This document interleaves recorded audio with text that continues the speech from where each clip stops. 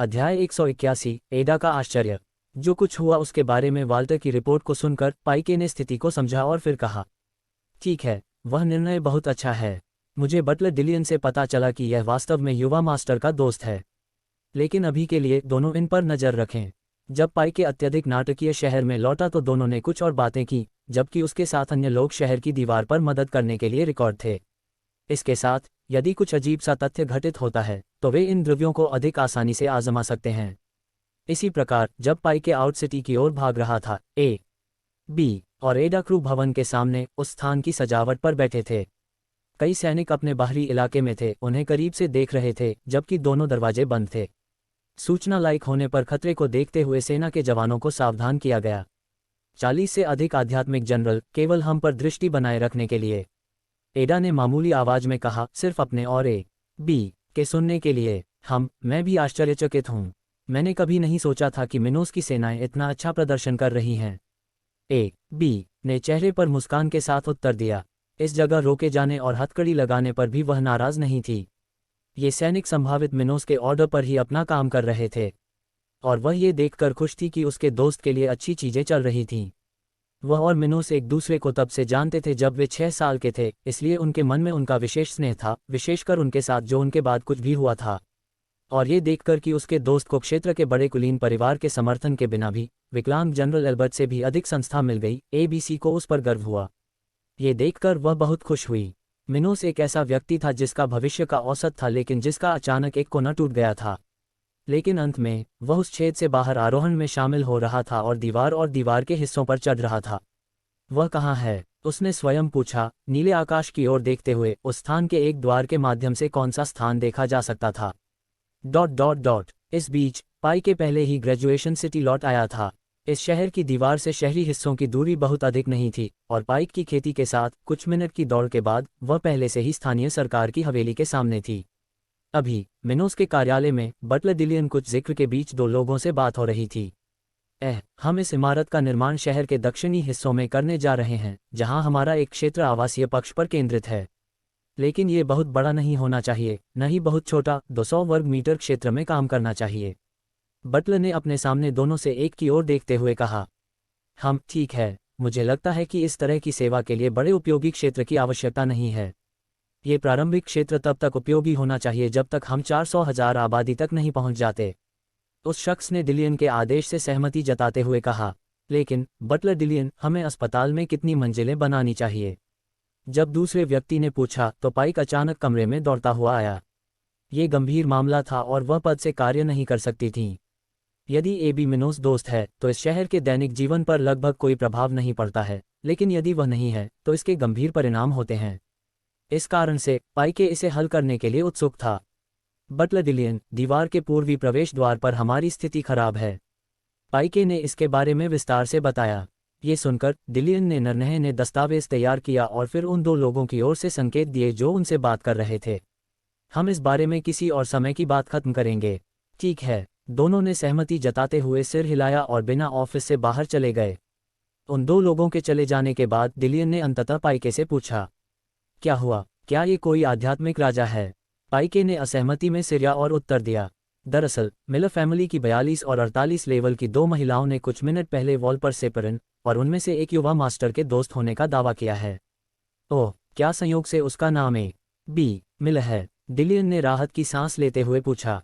अगर ऐसा होता तो कोई बड़ी समस्या नहीं होती, जो सभी के लिए सबसे अच्छा था। ये सही है, वह ए बी मिलर होने का दावा करता है। पाइके ने पुष्टि की। फिर ए बी और एडा की शक्ल सूरत का वर्णन करना शुरू हुआ ताकि डिलियन उनकी पहचान कर सकें।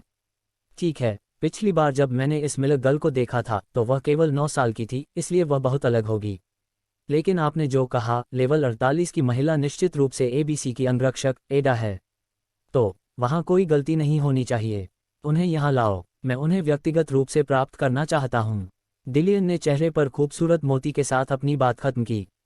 वह मिनोस के दोस्त के रूप में यंग एबी को पसंद करती थी, क्योंकि वह लड़की के अतीत और व्यक्तित्व को अच्छी तरह से जानती थी।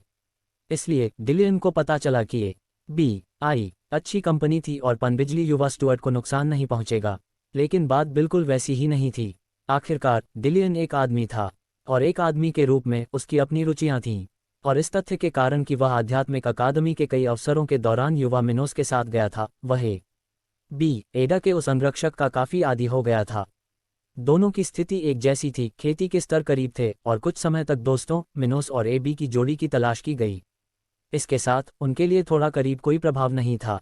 हाँ, मैं देखना चाहता हूं कि एडा मेरी खेती के नए लेवल पर कैसे बैकव्यू करता है। हाँ। जब वह सार्जेंट पाइक को मिनोस के ऑफिस से लावारिस दिखी तो अधेड़ उम्र का व्यक्ति अंदर ही अंदर हंसता और गर्म हो गया। ... कुछ मिनट बाद चला गया और अंत में सार्जेंट पाइक उस स्थान के पश्चिम दिशा से आया जहां ए बी और एडे थे। लगता है कि इसका समाधान हो गया है। पाइके की शांति अभिव्यक्ति देखकर एबी ने मन ही मन इसके बारे में सोचा और पाइके को असेंबली पर पहुंच और बटलर डिलियन को ऑर्डर देने में देर नहीं लगी। उनकी हथकड़ी का प्रदर्शन। बटलर डिलियन ने अपनी पहचान की पुष्टि की है और उन्हें शहर में ले जाने के लिए कहा है। ओह, वाल्टर ने खुशी की बात कहते हुए कहा कि यह अच्छा हुआ। भले ही वे दोनों दुश्मन थे और उन्होंने पहली बार खुद को त्याग दिया था, वह उन खूबसूरत महिलाओं को पसंद करते थे, विशेष रूप से ए बी जैसी के साथ सौदा करने में बहुत खुश नहीं थे। इसलिए इस नतीजे से उन्हें राहत मिली। मिस ए बी, मुझसे इसके लिए खेद है। ये व्यक्तिगत नहीं था, हमारी टीम बस अपना नियमित काम कर रही थी। सार्जेंट वाल्टर व्यक्तिगत रूप से दोनों के लिए हथकड़ी स्केल आए, जोड़ी के स्थानिक सामान वापस आए और जो कुछ हुआ उसके लिए छूट मिली। आखिरकार युवा रईसों के लिए दुनिया के लिए अनैतिक की तरह व्यवहार करना और रास्ते में आने वाले किसी भी व्यक्ति को बनाने की कोशिश करना, भले ही न्यूनतम हो, असामान्य नहीं था। इस कारण से वाल्टर के ऐसा होने की संभावना को कम करने के प्रयास में माफी मांगी जा रही थी। वाल्टर एंड कंपनी की तरह कम कुशल लोगों ने कम उम्र से ही उच्च स्वभाव वाले शब्दों के सामने सिर झुकाना सीख लिया था, क्योंकि वे कभी कभी उन्हें चुनौती का जोखिम नहीं उठा सकते थे। कम से कम यही स्थिति थी जब उनकी सुरक्षा के लिए कोई समर्थन नहीं था। मैं क्रांतिकारी हूँ, इसके बारे में चिंता मत करो। ये शब्द कहने के बाद ए बी और एडा ने अपना सामान वापस ले लिया। वे पाइके और कुछ सैनिकों के साथ सीधे सीधे शहर चले गए और जब वे उस आध्यात्मिक जानवर की सवारी कर रहे थे जिस पर वे यात्रा कर रहे थे, उन दोनों को अंततः समझ में आया कि दीवार इतनी ऊंची क्यों थी। ऐसा इसलिए था क्योंकि इस जगह पर वास्तव में कुछ आश्चर्यजनक था, विश्वसनीय और यह सन्नाटा कि एक शहर इतनी और इतनी तेजी से बदल सकता है। एडा ने अद्भुत स्वर में कहा। पहले और बाद में मिनोस के बीच का अंतर केवल आकार में नहीं बल्कि गुणवत्ता में भी था। यहाँ देखा जा सकता है कि इस शहर में नई और अच्छी तरह से रची गई इमारतें, सड़कें अच्छी तरह से बनाई गई हैं। यहाँ तक कोई ऐसी भी दिख रही है जहाँ डूबते सूरज के शहर जैसी राजधानियों में कोई ऐसी जगह नहीं है। ऐसा लगता है कि क्रिएचर सिटी में जीवन है जिसे एडा ने पिछली बार देखा था जब वह यहाँ आई थी, और इसमें हरे रंग की अनुपस्थिति थी जो एक निश्चित वीरानी की भावना को प्रेरित करती थी। साथ ही लोगों के ढाल पर भी आकलन किया जा सकता था। लेकिन अब यहाँ ऐसा नज़ारा देखने को नहीं मिला। हर जगह हरियाली थी, कुछ रंग बिरंगे पेड़ और वनस्पतियों पर बहुत सारे पेड़ थे। लोग उनके पास जो कुछ था उनमें खुशी और रिश्ते लग रहे थे, ऐसे भावों से जो आसानी से संकेत दे सकते थे कि यहाँ नाश्ता अच्छा चल रहा था। लोगों को अपनी खुशी के लिए मुस्कुराने की दिवाली नहीं थी। एडा जैसे अनुभवी लोग किसी की आंखों में देखकर ही किसी की भावना को आसानी से समझ सकते हैं। इस सब के कारण उसने नोटिस किया था कि ये लोग जिसमें क्रेसिटी की सड़कों पर देखा था, वे लोग और भी अधिक खुश थे। पहले ही देखा था, यहाँ तक कि सूरज के शहर में भी डूब गया था। ये जगह क्या हुआ? जब उसने अगल बगल को देखा तो उसे शहर के गोदामों, सार्वजनिक सेवाओं और कारखानों पर लगे उपकरणों को देखकर आश्चर्य हुआ। अध्याय 182, मिनोस की वापसी। इस समय सूरज पहले से ही क्षितिज पर डूब गया था जब एबी और एडा को ड्रू सिटी के मध्य भाग में मिनोस की हवेली में ले जाया गया था। स्ट्रीट लाइटें पहले से ही जल रही थीं और कई लोगों को अभी भी शहर की जरूरी विचारधारा से मुलाकात जाते देखा जा सकता था। आखिरकार 100,000 से अधिक निवासियों के साथ ये स्थान रात में थोड़ी देर बाद ही धीमी कर देता था जब बहुत से लोग सोने या खेती करने चले जाते थे। आध्यात्मिक शहर को आध्यात्मिक दुनिया के मानकों के अनुसार अभी भी छोटा माना जा सकता है। इस कारण से शहर की सामान्य गतिविधि रात के बजाय दिन के दौरान केंद्रित थी। इसका प्रभाव फ्लोरिडा जनसंख्या वाले स्थल पर काफ़ी आम था, जिसमें लंबे समय तक आराम की आवश्यकता थी और रात के प्रभाव को समाप्त नहीं किया जा सकता था। इसी तरह जब मिनोस के दो समुद्री डाकू शहर के तटों से दूर चले गए तो वे दोनों इस स्थान पर पहुंच तक अलग अलग सेवाएं उपलब्ध कराते हैं। Cultivation tower, local academy, library और कई स्टोर जो पहले डीआरजी सिटी में मौजूद नहीं थे। ये देखकर मिलर परिवार की दोनों महिलाएं ये हैशटैग हैरान रह गईं कि इस शहर के लिए ऐसी सेवाएं बनाए रखना कितना महंगा होगा। लेकिन इन दोनों ने इस जगह के बारे में अन्य रोमांचक चीज़ों के बारे में भी बताया, जैसे उदाहरण के लिए सैनिकों का समूह जिसमें समय समय पर देखा जा सकता था, साथ ही शहर की सार्वजनिक सफाई के लोग भी। किसी भी शहर के लिए, यहाँ तक कि उन जगहों पर भी जहाँ आबादी विशेष रूप से साफ है, अगर कोई सार्वजनिक सफाई नहीं करता है तो गंदगी से बचने का कोई रास्ता नहीं है। इस कारण से ड्रिक सिटी की सरकार ने सबसे पहले एक स्थानीय सार्वजनिक सफाई सेवा की स्थापना की थी, जिसने इस शहर में सार्वजनिक स्थान की अच्छी स्थिति बनाए रखी और लोगों को काम पर रखा था। शहर के देखभालकर्ता में प्रतिदिन सामान्य सेवाओं का ध्यान रखा जाता था, जैसे कि फुटपाथ, राष्ट्रीय उद्यान, सार्वजनिक शौचालय, पार्क, सार्वजनिक आम आदि सफाई।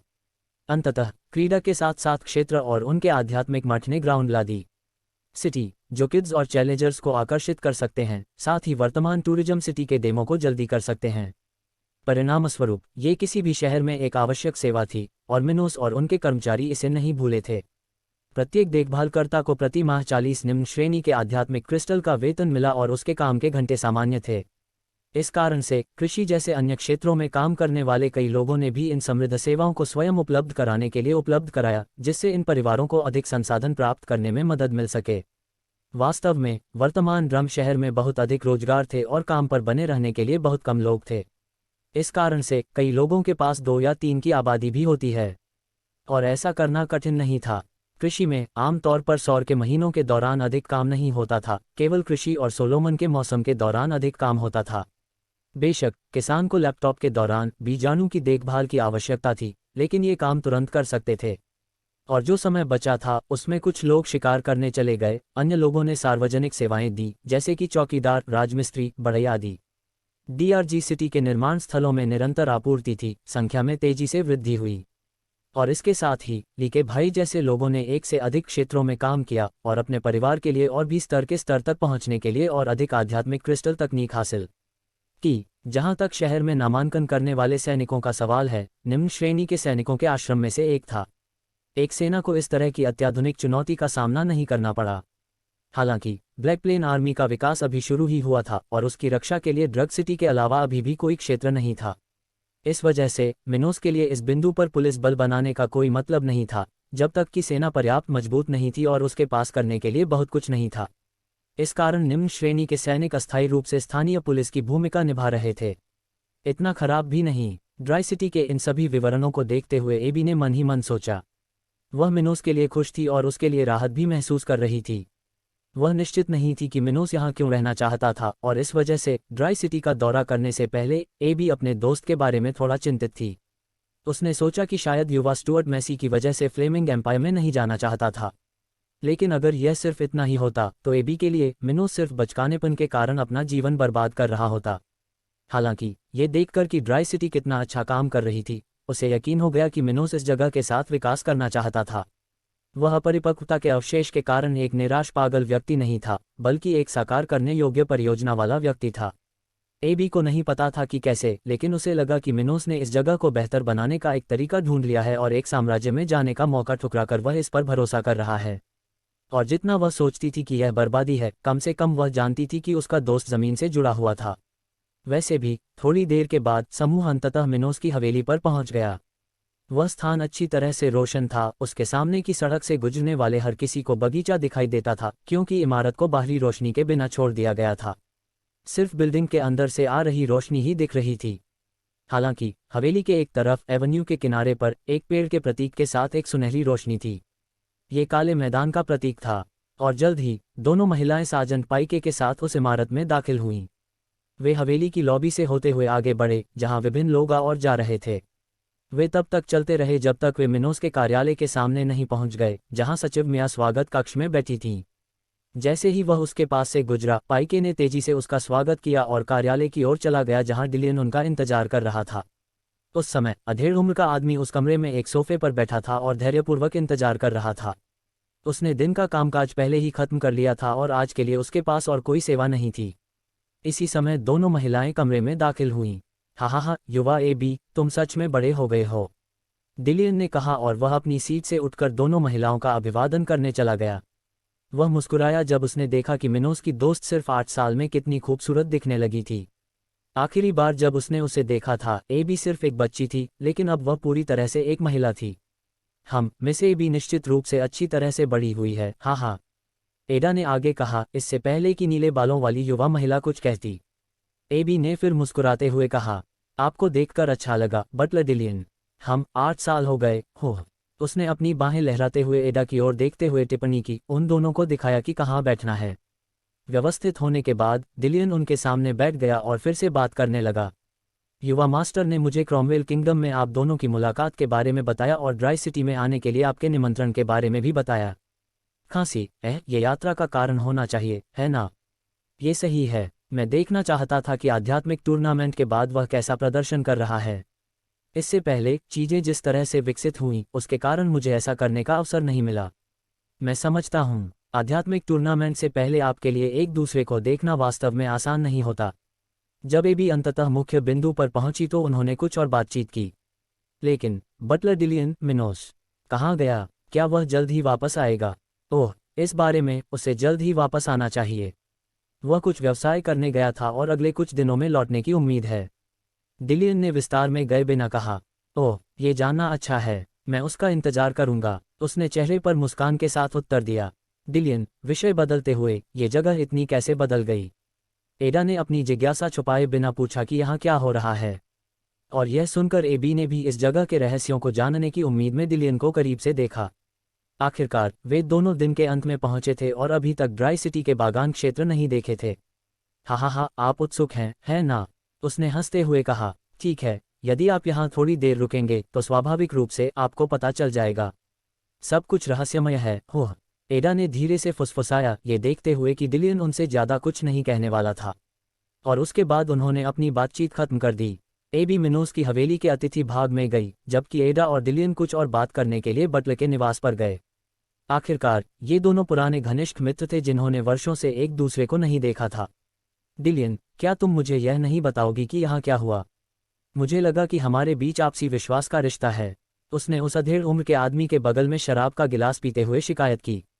हे, मुझे आप पर भरोसा है, लेकिन मैं आपको केवल अपने मामलों के बारे में बता सकता हूँ। लेकिन शायद आपको कुछ पता चलेगा। आखिरकार युवा मास्टर और वह छोटी लड़की हमेशा अच्छे दोस्त थे। ये और अन्य शब्द कहने के बाद दोनों एक दूसरे के पास आए और एक दूसरे की गर्माहट महसूस करते हुए एक नर्म लेकिन लंबा चुंबन शुरू किया। ... उसी समय मिनोस का रथ ड्राई सिटी में आ रहा था, जो दीवार के दक्षिणी द्वार से केवल कुछ किलोमीटर की दूरी पर था। अध्याय 183, एक सुखद आश्चर्य। कुछ मिनट के बाद मिनोस की गाड़ी अंततः वॉल के दक्षिणी द्वार से शुरू होकर मध्य भाग की ओर बढ़ गई। सिटी की स्ट्रीट्स पर अब ज्यादा कारें नहीं रह रही हैं। आखिरकार सूरज क्षितिज से कुछ घंटे पहले ही गायब हो गया था। इस समय शहर में ठंड थी और भयंकर हवा चल रही थी, यहाँ तक कि हवा के किनारे से आसानी से सुना जा सकता था। और वास्तुशिल्प से अभिन्न वातावरण में, जैसा कि इस शहर में हुआ था, विशिष्टतापूर्ण विलासिता के कारण होने वाले ध्वनिक प्रभाव को और बढ़ाया गया।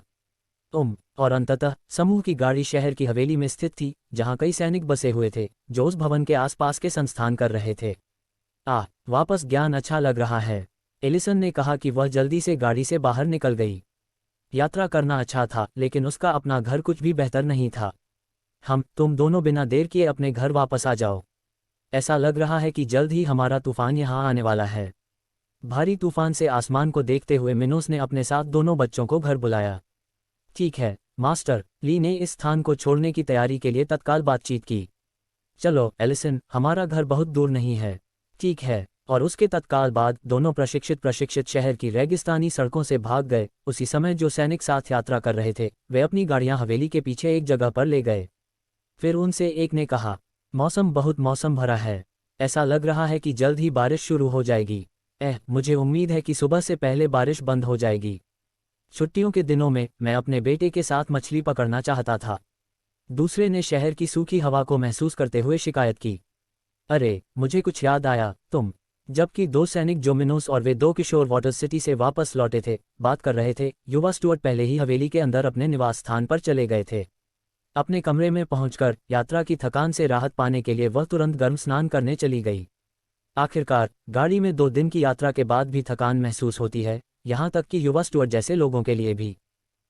वापस आना बहुत अच्छा है, वह धीमी आवाज में बोला, अपने कमरे में बड़े बिस्तर पर लेटने जा रहा था। मैं थोड़ी देर के लिए सोने जा रहा हूँ और फिर मैं छोटी काइला और उसकी माँ से मिलने जाऊंगा। उसके बाद युवा स्टुअर्ट सो गया जबकि हवेली के बाहर भारी बारिश हो रही थी। कुछ घंटों बाद एबी उस अतिथि अपार्टमेंट में थी जो उसे वहां चुपचाप खेती करते समय मिला था। उसे जो अपार्टमेंट मिला था वह अच्छे आकार का था, 2 कमरों में बंटा हुआ था। वहाँ एक साधारण कमरा था जिसमें एक डबल बेड, इस प्रकार के वातावरण के लिए कुछ सजावटी फर्नीचर और एक स्विच था। जहाँ तक दूसरी जगह की बात है, यह एक खुली रसोई वाला कमरा था, जहाँ 4 ऊंचे स्टूल वाली एक बेंच, 6 सीटों वाली एक डाइनिंग टेबल और एक अवकाश क्षेत्र था। एबी अभी उस अवकाश क्षेत्र के फर्श पर एक कांच की बालकनी के ठीक सामने बैठी थी, जो ड्राई सिटी के दक्षिण की ओर देखती थी। फिर उसने अपनी आंखें खोली और अपना साधना सत्र समाप्त किया। ओह, बारिश होने लगी। यह अफसोस की बात है। मैं बाहर जाकर इस जगह को देखना चाहता था, लेकिन मुझे लगता है कि मैं इसे कल के लिए छोड़ दूंगा। कोई बात नहीं, बारिश में सोना भी बहुत बढ़िया है। Dot dot dot. और जब युवा एबी बिस्तर के लिए तैयार हो रहा था, युवा स्टुअर्ट ने अपना आराम समाप्त कर लिया था और कुछ खाने और स्थानिक साम्राज्य में जाने के लिए तैयार हो रहा था। डिंग। मिनोस के आवास की दरवाजे की घंटी बजी और ठीक उसके ठीक बाद एक अधेड़ उम्र की महिला विभिन्न खाद्य और पेय पदार्थों से भरी गाड़ी को धकेलते हुए वहां दाखिल हुई। ओह, मैडम रेनाटा, मेरा भोजन तैयार करने के लिए धन्यवाद। उसने उसी समय उसे धन्यवाद दिया जब उसने केक का एक टुकड़ा लिया और खाना शुरू कर दिया। धन्यवाद देने की कोई जरूरत नहीं, युवा मास्टर, यह मेरा काम है। वो हंसते हुए बोली। जब से वह ब्राउन साम्राज्य की राजधानी में रहता था तब से रेनाटा मिनोस का रसोया था। और भले ही वह पाक विशेषज्ञ नहीं थी, फिर भी वह ड्राई सिटी की सबसे कुशल रसोया थी। इसके अलावा पिछली अवधि के दौरान रेनाटा ने अपना स्तर काफ़ी बढ़ा लिया था, इसलिए उसका भोजन बेहतर से बेहतर होता जा रहा था। लेकिन उनके लिए सुधार करना आसान नहीं था। आखिरकार, भले ही उसके पास बेहतर वर्गीकृत खेती तकनीक थी, मिनोस के पास खाना पकाने की कोई विशेष तकनीक नहीं थी। इसलिए रेनाटा और ड्राई सिटी के अन्य रसोइये अपने कौशल में जल्दी सुधार नहीं कर सके। मैडम रेनाटा का साधना स्तर पहले से ही 34 के स्तर पर है। खैर, देर सवेर मुझे खाना पकाने, कीमिया आदि जैसी विशेष सहायता तकनीकों को अपनाना होगा। उसने अपने स्नैक्स का स्वाद लेते हुए सोचा। युवा मास्टर, मुझे लगता है कि मेरे पास आपके लिए खबर है। रेनाटा ने डाइनिंग टेबल के बगल में खड़े होकर बात की, जहां मिनोस खाना खा रहा था। फिर युवक ने अपने बाएं हाथ में संतरे के जूस का गिलास लेकर अपना सिर उसकी ओर घुमाया और फिर कहा, ओह, यह क्या है? एक युवा महिला जो आपकी मित्र होने का दावा करती है, यहाँ हवेली में रह रही है। रेनाटा को यह बात पता थी क्योंकि वो यहाँ की रसोया थी। इसलिए उसने इस तरह से युवती की पहचान का पता लगाकर एबी का भोजन पहले ही तैयार कर लिया था। एक मित्र, उसने अपने चेहरे पर विचारशील दृष्टि डालते हुए कहा। उसे एबी मिलर कहा जाता है। और यह सुनकर मिनोस इस सुखद आश्चर्य पर मुस्कुराए बिना नहीं रह सका। हे, ऐसा लगता है कि उसने मुझे उस प्रस्ताव के लिए पहले ही माफ कर दिया है जो मैंने किया था। या वह इसके लिए यहाँ है। युवा स्टुअर्ट इन विचारों को अपने दिमाग में घूमने से रोक नहीं सका और खुशी से मुस्कुराने लगा। वह एक मर्दाना युवक था और भले ही एबी उसका दोस्त था, उन दोनों के इस रिश्ते में गहराई तक जाने में कुछ भी गलत नहीं था। आखिरकार, अगर दोस्त घनिष्ठता से मजाक करते हैं तो इसमें क्या बुराई है? सेक्स के लिए प्रतिबद्धता की आवश्यकता नहीं होती, और यह निश्चित रूप से उनकी दोस्ती को पटरी से नहीं उतारेगा। और दो अकेले लोगों के रूप में वास्तव में ये संकेत देने के लिए कुछ भी नहीं था कि यह एक गलत निर्णय था। इस कारण से मिनोस ने आध्यात्मिक अकादमी के समय के अपने पुराने मित्र के बारे में कुछ अलग तरीके से सोचा। और एबी ईमानदारी से उत्कृष्ट दिख रही थी, जो उस युवा महिला के सुंदर नीले बालों और आंखों से पूरी तरह मेल खा रही थी। और कुछ देर तक इसके बारे में सोचने के बाद आखिरकार उसने रेनाटा से पूछा, वह कहाँ है? वह अपार्टमेंट 21 में है, युवा मास्टर। Dot dot dot. इसके बाद कुक रेनाटा से रोजमर्रा की बातें करते हुए मिनोस ने कुछ मिनट बाद अपना खाना खत्म कर लिया। उसने उससे वादा किया था कि अगली बार जब वह ड्राई सिटी के बाहर व्यापार के सिलसिले में यात्रा करेगा तो वह खाना पकाने की कुछ विशेष तकनीकें हासिल करने की कोशिश करेगा। ये सिर्फ रेनाटा के लिए ही नहीं बल्कि पूरे ड्राई सिटी के लिए एक जरूरी चीज़ थी। आखिरकार, शहर में दी जाने वाली प्रत्येक सेवा इस स्थान के प्रभाव को बढ़ा सकती है, जिससे मिनोस का क्षेत्र बाहर के लोगों के लिए अधिक आकर्षक हो जाएगा। श्वेत प्रतिभा वाले लोगों को आकर्षित करना अच्छा था, लेकिन ये लोग मुख्य रूप से कृषि में काम करेंगे। मिनोस की सेनाएं अकेले इन लोगों पर निर्भर नहीं रह सकती थीं। इसलिए ब्लैक प्लेन के लिए उच्च गुणवत्ता वाली सेवाएं बेहतर होंगी, जो अधिक प्रतिभाशाली लोगों को आकर्षित कर सकती हैं और स्थानीय ताकत बढ़ा सकती हैं।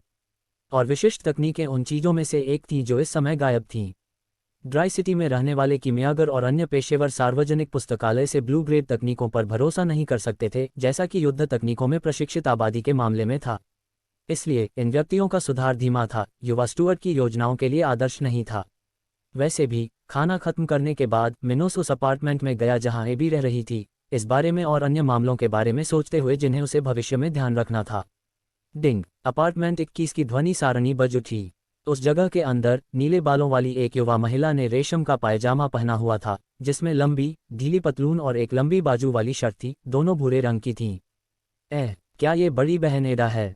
एबी को बिस्तर से उठते ही आश्चर्य हुआ कि वह भी अभी सोई है। वह बहुत थकी नहीं थी, लेकिन करने के लिए और कुछ नहीं था, इसलिए वह पहले से ही बिस्तर के लिए तैयार हो रही थी। फिर वह उठी और उस अपार्टमेंट के दरवाजे पर यह देखने के लिए गई कि आधी रात में कौन उससे मिलने आ रहा है। और दरवाजा खोलते हुए एबी ने भूरे बालों और आंखों वाला एक युवक देखा, जो सफ़ेद टी शर्ट और काली पतलून पहने हुए उसके दरवाजे पर खड़ा था। मिनोस, वह आश्चर्य से बोली। एबी ने सोचा कि उसे उससे मिलने के लिए कुछ दिनों तक इंतजार करना होगा, लेकिन उसकी खुशी के लिए वह उसी दिन यात्रा से लौट आई थी जिस दिन वह आई थी। हे, तुम्हें दोबारा देखकर अच्छा लगा, अंततः युवा एबी के अपार्टमेंट में प्रवेश करने से पहले उसने कहा। अध्याय 184, रात्रि वार्ता। उस अपार्टमेंट में प्रवेश करते समय जहां बी रह रही थी, मिनोस ने उसे एक पल के लिए मेमोरियल गले में डाल दिया। फिर दोनों बेंच पर गए। एक बार ब्लू बाल वाली स्ट्रीट ने दरवाजा बंद कर दिया। ठीक है, बैठकर बात करते हैं, उसने बगल की तरफ इशारा करते हुए कहा कि कहीं पर वो बेंच थी। दोनों उस खुली रसोई में रखी दो लकड़ी की बेंचों पर एक दूसरे के पास बैठे थे। बी ने सोने के लिए जिस तरह से कपड़े पहने थे उसे देखकर मिनोस ने एक पल के लिए उसे देखा। उन सभी महिलाओं के साथ मिनोस के साथ अंतरंग संबंध थे। एबी का व्यक्तित्व रूथ के साथ और भी अधिक आकर्षक घटनाएं हुईं। हालांकि उनके बीच अभी भी एक बड़ा अंतर था। मिनोस के साथ जुड़ने से पहले रूथ एक कुंवारी लड़की थी जिसके बारे में छात्रों को कोई परवाह नहीं थी जब तक उस पर कोई प्रभाव नहीं पड़ा। जहां तक बी की बात है, वह एक धर्मनिष्ठ कुम्हार था जो कि खिलाड़ियों के जीवन में हस्तक्षेप करने का प्रयास भी कर सकता था, जैसे कि उसे अपनी राय व्यक्त करने का अधिकार हो। और उन्होंने अपने कैनवास के बारे में विचार विमर्श में अपना तरीका दिखाया। जबकि रूथ मोर सुलभ थी, यहाँ तक कि बिना ब्रा के भी खुलासा हो गया था। एबी बाहरी दुनिया से पूरी तरह से बंद लग रही थी, अपने शरीर के उस हिस्से को ढांक रही थी जो ध्यान आकर्षित कर सकती थी। जहां तक मिनोस के अन्य प्रेमियों की बात है, उनकी तुलना एबीसी से नहीं की जा सकती। एलेना सिटी ऑफ वाटर्स की माँ और बेटी की जोड़ी जंगली जैसी नहीं थी, लेकिन वह उन दो मशहूर हस्तियों की तरह फिट हो सकती थी। आखिरकार एलेन का दोस्त अभी भी बहुत छोटा था और उसके पास डैन के लिए बहुत कुछ था। वैसे भी मिनोस ने यह प्रभाव नहीं छोड़ा जो एबी ने उसे दिया था। किसी व्यक्ति के चित्रों के डिज़ाइन के तरीके से उसे परखना छोटा लग सकता है, लेकिन सच्चाई यह है कि यह एक महत्वपूर्ण विवरण था। आखिरकार जब कोई व्यक्ति अकेला होता है तो वह कैसा व्यवहार करता है, वास्तव में उसे एक व्यक्ति के रूप में परिभाषित किया जाता है। तो जिस तरह से बी ने सोने के लिए कपड़े पहने थे, वो युवा स्टुअर्ट को अपने दोस्त के बारे में कुछ और समझ आ रही थी। खैर ही उसने अपने बारे में सारी जानकारी न दे दी, फिर भी उसने उसके लिए बेकार जानकारी दी थी। ये दिलचस्प होगा। उसने अपने मसालों के स्वाद को थोड़ा ऊपर की ओर रखा और इसके बारे में सोचा। मिनोस ऐसा कोई व्यक्ति नहीं था जिसने अपने साथ सभी महिलाओं को शामिल करने की कोशिश की, लेकिन उसे अपने दोस्त के साथ शामिल से नहीं देखा। आध्यात्म अकादमी के समय बी और मिनोस बहुत करीब थे, फिर भी भाग्य ने उन्हें कई वर्षों तक अलग कर दिया और अब वह छोटी बच्ची बड़ी बच्ची एक आकर्षक महिला बन गई थी। और नरक युवा स्टुअर्ट को वास्तव में पसंद आया कि एबी कितनी बड़ी हुई। इसके अलावा एबी ने उसे यह एहसास दिलाया कि यह उसके लिए इतना आसान नहीं होगा, और इसने युवा स्टुअर्ट को उसके साथ फ्लर्ट करने के लिए और भी अधिक दृढ़ बना दिया। इस बिंदु पर मिनोस ने अंततः अपने विचारों को एक तरफ रख दिया और कहा, मैं तुम्हें यहाँ देखकर आश्चर्यचकित हूँ। मुझे लगा कि तुम मुझ पर थोड़ा क्रोधित हो। ये सुनकर उसने उसकी ओर तिरछी नज़र से देखा, जबकि उसकी आंखों में विचारशील भाव थे। आपका पिछला निमंत्रण बहुत ही बेशर्म था, लेकिन मैंने इसके बारे में भूलने का फैसला किया। फिर वह एक पल के लिए सोचने के लिए रुक गई और मिनोस की आध्यात्मिक शक्ति की जांच करने लगी। स्तर 42। जैसी कि उम्मीद थी, आपकी साधना की गति उतनी ही अच्छी दिख रही है जितनी आध्यात्मिक टूर्नामेंट से पहले थी। उसने इसके बारे में सोचा। एबी को पता था कि मिनोस बहुत तेजी से बड़ा हुआ है क्योंकि वह 15 साल की उम्र तक बेहोश था।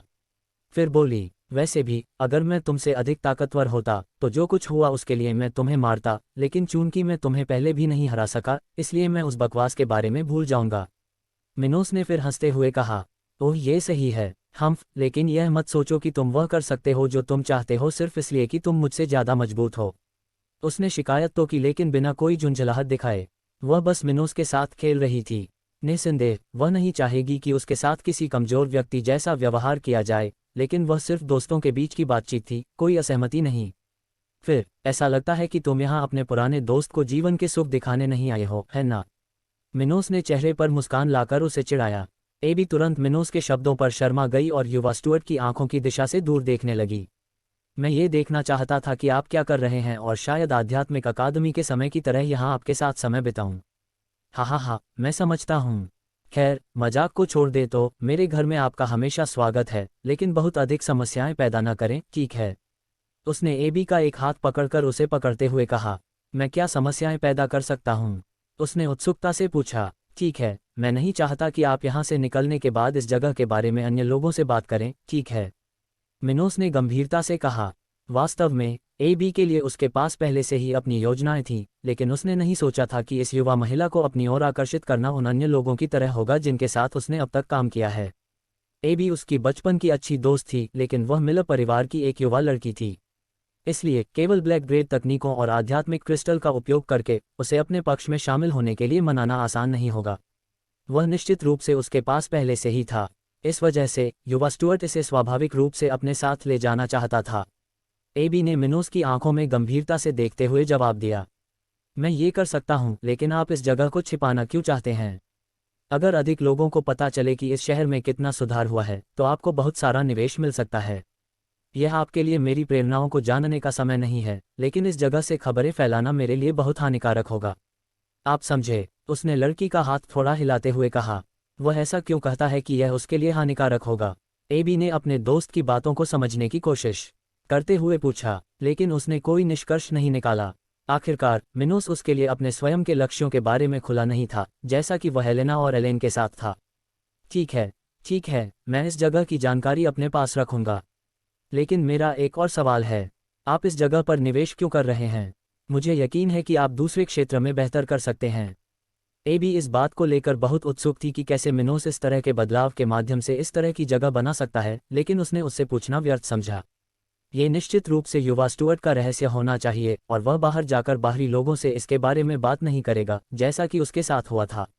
भले ही वे बचपन के दोस्त थे, लेकिन दोनों ने वर्षों पहले ही खेती करना शुरू कर दिया था और वे आध्यात्मिक दुनिया के खतरों को समझते थे। इसलिए एबी मिनोस के संसाधनों की उत्पत्ति के बारे में इतना भोला सवाल नहीं पूछेगा। इसके साथ एबी ने उस जिज्ञासा को कम से कम अभी के लिए एक तरफ रख दिया। लेकिन जो बात उसे थोड़ा परेशान करने में मदद नहीं कर सकती थी वह ये तथ्य था कि मिनोस अपने संसाधनों को ब्लैक प्लेन जैसी एक बंजर जगह में निवेश कर रहा था। ये देखते हुए कि वह ड्राई सिटी जैसी जगह में भी सुधार कर सकता है, वह निश्चित रूप से अन्य क्षेत्रों में भी बहुत अच्छा कर सकता है। और बहुसंख्यक श्वेत प्रतिभा वाली आबादी में निवेश करने के बजाय उसे औसत नीली प्रतिभा वाली जगह मिल सकती है। ये निश्चित रूप से अधिक सुसंगत होगा। एबी का यही मानना था। हाँ, आप इसके बारे में उत्सुक हैं, हो? वह उसे देखकर मुस्कुराया और लड़की का छोटा सा हाथ छोड़ दिया। ठीक है, इसका संबंध उससे है जो मैंने पहले कहा था, लेकिन यह आपके लिए इसके बारे में जानने का समय नहीं है। हालांकि आपका ये सोचना गलत है कि इस जगह पर निवेश करना बर्बादी है। ओह, और आप ऐसा क्यों कहते हैं? उसने चेहरे पर चंचल भाव लाते हुए पूछा। वह जानती थी कि भले ही कम प्रतिभा वाले किसी व्यक्ति में कई संसाधनों का निवेश किया जाए, लेकिन ये सिर्फ बर्बादी होगी। आखिरकार श्वेत प्रतिभा वाला कोई व्यक्ति बाहरी संसाधनों का उपयोग करके अधिकतम 49 स्तर तक पहुंच सकता है, लेकिन महाद्वीप के इस क्षेत्र में इसे हासिल करना भी आसान नहीं होगा। और किसी की प्रतिभा को बदलना लगभग असंभव कैसे होगा? इसलिए ऐसे लोगों में निवेश करने से कोई फायदा नहीं होगा, यहाँ तक कि कमजोर जगह पर भी, जैसा कि मध्य महाद्वीप के उत्तर में हुआ था। किसी की प्रतिभा को तब तक बदलना असंभव था जब तक कि युवा स्टुअर्ट के साथ जो हुआ वैसा कुछ दोबारा न दोहराया जाए। लेकिन ऐसा होना भी बहुत मुश्किल था। आखिरकार मिनोस ने भगवान द्वारा छोड़े गए आत्मा के एक टुकड़े को अवशोषित कर लिया था।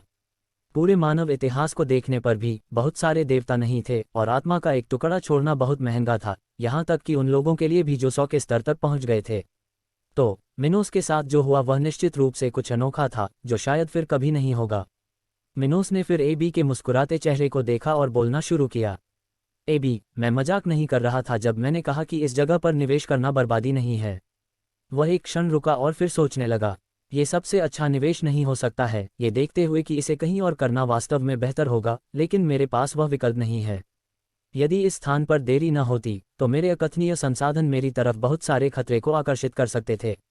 मुझे आपसे एक सरल प्रश्न पूछना है। ये कहना, क्या आप जानते हैं कि 10 मिलियन वर्ष पहले मानवता की औसत प्रतिभा कैसी थी? 30 मिलियन के बारे में क्या? 80 मिलियन वर्ष पहले? उसने एबी की आंखों में गहराई से देखते हुए अपनी अभिव्यक्ति में कोई बदलाव नहीं दिखाते हुए पूछा। अध्याय 185, विकास। मिनोस का अजीब सवाल सुनकर दंग रह गए। बी ने अपनी आंखें सिकोड़ लीं और उसे करीब से देखा। वह 100,000 साल पहले के इतिहास के बारे में भी नहीं जानता था, लाखों साल तो क्या। और मध्य महाद्वीप के उत्तर जैसे ज्वालामुखी स्थान पर इसकी अपेक्षा की जा सकती है, जहां ऐसी कोई प्राचीन शक्तियां नहीं थीं, जहां आसपास बहुत दूर के समय की जानकारी हो। इस क्षेत्र की पुरातत्व संरचना यहाँ से चली गई थी। यहाँ से वे परिवार, जिसमें उच्च स्तरीय प्रतिभा थी, काफी समय पहले ही यहाँ से चले गए थे। इसके साथ ही यह जानकारी मिली कि इन परिवारों ने अपनी शक्तियों के साथ इस क्षेत्र को छोड़ दिया था, जिससे इन इलाकों में कोई भी लोग नहीं रहे जो आध्यात्मिक दुनिया के अतीत के बारे में जानते थे। और अच्छे ही कुछ लोग ऐसे भी हों जो रूप से कुछ जानते हों। क्षेत्र के खराब होने के साथ खेती और अधिक जटिल हो गए। परिणामस्वरूप लोगों ने कम लाइव शुरुआत की, जिससे दी गई जानकारी के साथ सफलता के प्रसारण की संभावना कम हो गई। वैसे ही अतीत की जानकारी रखने के तरीके से फिर भी यह उन लोगों पर बहुत कुछ प्रतिबंध लगाता है जो उस ज्ञान को जानते थे। और समय के अनंत में इस क्षेत्र में जहां एबी और मिनोस रहते थे, इस तरह का डेटा पहले ही पूरी तरह से खो चुका था। मुझे नहीं पता, मुझे लगता है कि यह किरदार आज जैसा ही होना चाहिए, उसने अनिश्चितता से उत्तर दिया। लेकिन आप ऐसे क्यों हैं? मिनोस ने उसे देखकर मुस्कुराना शुरू कर दिया। ठीक है, उम्मीद है कि आप नहीं जानते होंगे, तो सीखिए, मैं आपको सिखाता हूँ। फिर मिनोस उस लकड़ी की बेंच से उठ गया जिस पर वह था, और एबीसी को उसने बताया कर शुरू कर दिया जो वह जानता था, जैसे संकेत दिया, और उस कमरे के चारों ओर चला गया जहां वे थे। जैसी सिल्वर ग्रेड तकनीकें गोल्डन ग्रेड तकनीकें पहले आईं, वाइट ग्रेड तकनीकें ब्लू ग्रेड तकनीकें पहले आईं। यही लोगों की प्रतिभा की बात भी लागू होती है। उस समय की शुरुआत से कोई डेटा नहीं है जब मानव जाति अभी तक खेती करने में सक्षम नहीं थी। सबसे पुराना डेटा लगभग 80 मिलियन वर्ष पहले का है। वह समय था जब मानव जाति ने खेती करना शुरू किया था। हालांकि आप जो देखते हैं उसके विपरीत, उस समय मानव आबादी की औसत प्रतिभा वर्तमान की तुलना में बहुत खराब थी। फिर उसने युवा एबी की आंखों में देखा और नामांकित से कहा, सुनिश्चित करें, मजबूत प्रतिभा वाले लोग उस समय सबसे मजबूत थे। क्या ये सच नहीं हो सकता? अगर काली प्रतिभा वाले लोग नहीं होते तो आज इतने सारे कैसे हो सकते हैं? उन्होंने समकालीन वास्तविकता को सामने लाते हुए मिनोस के शब्दों का खंडन करने की कोशिश की। युवा स्टुअर्ट हंसे और कहा, एबी, आप कह सकते हैं कि किसी की प्रतिभा पर असर पड़ सकता है। उसने ऑनलाइन बंद और फिर से जारी किए गए एक पल के लिए रखा। लेकिन वो किसी के बच्चों का क्या? आपका क्या मतलब है? एक बच्चे में अपने माता पिता की तुलना में अधिक उल्लेखनीय प्रतिभा होने की संभावना बहुत कम है। यहाँ तक कि 1 मिलियन बच्चों में भी आपके जैविक माता पिता से बेहतर प्रतिभा वाला कोई भी नहीं हो है। आप बिल्कुल सही हैं। मैं आपको एक उदाहरण देता हूँ। अगर सफ़ेद प्रतिभा वाले 2 लोग खेती करते हैं तो वे बाहरी मदद से मुख्य स्तर 49 तक पहुँच सकते हैं। लेकिन स्तर 49 वह मुख्य स्तर है जहाँ कलाकार प्रतिभा वाला कोई व्यक्ति बाहरी सहायता के बिना खेती तक पहुँच सकता है। दूसरे शब्दों में, मिनोस बात कर रहे थे जब एबी ने अचानक उन्हें रोक दिया। क्या आप ये कह रहे हैं कि श्वेत प्रतिभा वाले लेकिन 49 के स्तर वाले किसी व्यक्ति की तुलना में मजबूत प्रतिभा वाले किसी व्यक्ति से जा सकते हैं? उसने चौंकते हुए पूछा। कमोबेश, जो व्यक्ति प्रतिभा के साथ पैदा होता है उसके लिए यह वास्तविक रूप से अप्रभावी होता है। लेकिन यदि वह अपनी साधना की सीमा तक जाने में सफल हो जाता है तो प्रत्येक चरण में उनके शरीर को आध्यात्मिक जिससे पवित्र किया जाता है वह उस समय तक पहुंच जाता है। श्वेत प्रतिभा वाले किसी व्यक्ति की आनुवंशिक गुणवत्ता स्तर 49 गहरी प्रतिभा के साथ पैदा हुआ किसी व्यक्ति के समान ही अच्छा होता है। इस मामले में श्वेत प्रतिभा वाले एक जोड़े के लिए जो दोनों साधना के 5वें चरण में हैं, उनकी पहली पीढ़ी के वंश के पास प्रतिभा होने की संभावना 50% से अधिक है। उसने एक पल के लिए एबी की अभिव्यक्ति देखी और फिर जारी रखा। सुदूर अतीत में जाएं तो उस समय रजत या स्वर्ण प्रतिभा वाले लोग नहीं थे, लेकिन नीली प्रतिभा वाले कुछ लोग थे। यहाँ तक कि जब कोई व्यक्ति अपनी सीमा तक नहीं पहुँचता है तब भी इस बात की बहुत कम संभावना होती है कि बच्चा ऐसा करेगा। माता पिता की तुलना में उच्च प्रतिभा है। इन व्यक्तियों के कारण उन लोगों के माध्यम से जो कीमिया जैसी विशेषज्ञताओं में चले गए, मानव वंशानुगत सुधार संभव हो सका। तब से जो लोग अपनी प्राकृतिक सीमाओं को पार करने में कामयाब रहे, उन्होंने उन पेशेवरों द्वारा इस दुनिया में लाए गए संसाधनों का उपयोग करके अपने परिवारों के भीतर औसत प्रतिभा विकसित की। श्वेत प्रतिभा से नीली प्रतिभा की ओर बढ़ते हुए काली प्रतिभा वाले पहले व्यक्तियों के उद्भव को सक्षम किया। लाखों वर्षों के बाद हम अंततः वर्तमान में आ गए हैं जहां हमारे पास स्वर्णिम प्रतिभा वाले लोग भी हैं। उन्होंने अपना भाषण समाप्त किया और एबी के बगल में आकर बैठ गए। यह आनुवंशिक सुधार जिसके बारे में मिनोस बात कर रहे थे संभव था क्योंकि एक साधक के शरीर को अगले चरण में प्रत्येक अग्रिम में प्राप्त होने वाली आध्यात्मिक सफाई प्रत्येक प्रकार की कोशिका में अलग तरह से काम करती थी। पूरे शरीर की कोशिकाओं में मौजूद अशुद्धियों को बाहर निकालने के अलावा आध्यात्मिक ऊर्जा में भी वृद्धि हुई जो कि कृषक के शरीर के इन हिस्सों में हो सकती थी, और एक गुणात्मक परिवर्तन हुआ जिसने उस जीव के लिए अधिक जीवन शक्ति की अनुमति दी। और इससे एक कृषक के शरीर में विभिन्न प्रकार की कोशिकाओं के विशिष्ट कार्यों में सुधार हुआ। परिणामस्वरूप चूंकि इस प्रक्रिया में प्रजनन कोशिकाओं को भुलाया नहीं गया, इसलिए उनकी गुणवत्ता में सुधार हुआ। उनकी प्रजनन संबंधी विशेषताएं विकसित की गईं, जिससे इन व्यक्तियों की संतानों में उनके माता पिता की तुलना में अधिक प्राकृतिक प्रतिभा होने की संभावना बढ़ गई। इस आध्यात्मिक शुद्धि से एक साधक की प्रतिभा में सुधार क्यों नहीं हो सका? इसका संबंध आत्मा से था। प्रतिभा शरीर से संबंधित थी, आनुवंशिकी से संबंधित थी, और आत्मा व्यक्ति के केंद्र से संबंधित थी। इसके साथ भले ही एक साधक की कोशिकाओं की गुणवत्ता में सुधार किया जा सकता है, लेकिन आत्मा की गुणवत्ता तब तक नहीं की जा सकती जब तक कि किसी की आत्मा किसी और द्वारा छोड़े गए आत्मा के टुकड़े को अवशोषित न कर ले।